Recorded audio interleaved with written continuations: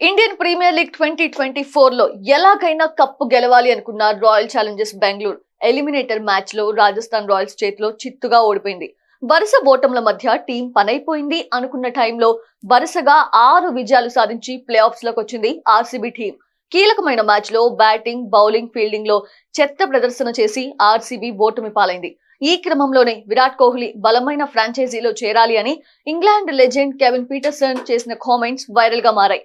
Virat Kohli royal Challengers బెంగళూరుని విడిచిపెట్టి బలమైన franchise టీంలో చేరాలని, అప్పుడే తాను తన తొలి టైటిల్ ని గెలుచుకునే అవకాశం ఉంది అని ఇంగ్లాండ్ పీటర్సన్ అభిప్రాయపడ్డాడు. ఐపీఎల్ హిస్టరీలోనే ఒకే ఫ్రాంచైజీ కోసం మొత్తం 17 సీజన్లు ఆడిన ఏకైక ఆటగాడు కింగ్ కోహ్లీ.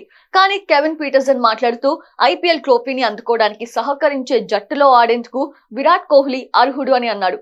2009-2010లో ఆర్సీబీలో కోహ్లీతో కలిసి ఆడిన పీటర్సన్ ఇప్పటి వరకు సాగిన ఐపీఎల్ 17 సీజన్స్ లో టైటిల్ ని అందుకోలేకపోయిన ఆర్సీబీ పరాజయాలను చవిచూసిన కోహ్లీ తన ఐపీఎల్ జట్టును మార్చాలి అని గట్టిగా సూచించాడు.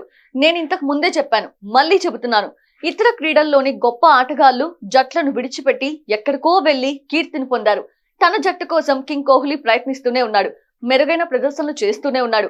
ఆరెంజ్ క్యాప్లు గెలుచుకుంటూనే ఉన్నాడు. ఒక జట్టుగా మళ్ళీ ఆర్సీబీ విఫలమైంది. కాబట్టి కోహ్లీ ట్రోఫీని పొందడానికి సహాయపడే జట్టులో ఆడటానికి అర్హుడు అని పీటర్సన్ అన్నాడు.